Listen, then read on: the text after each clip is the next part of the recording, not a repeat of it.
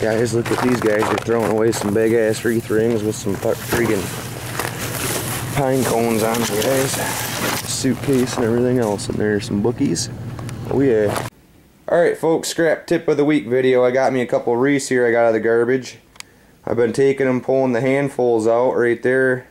As you can see, they just clip in. You get a pair of pliers, pull the clip out, you pull your handful out, and then pretty soon you got a metal ring. You can either recycle it or reuse it. I'll show you that in a second. Oh yeah. Alright guys, got all the brush out of this wreath ring here. Now I'm going to show you how I could reuse it. I got this machine here, the Wreath Master 3000 or some shit. Not too sure the exact name. I got it from Maple Ridge Evergreens a couple years back when I made wreath skis. Oh yeah, it comes down, pinchers come together, and the hammer clamps down.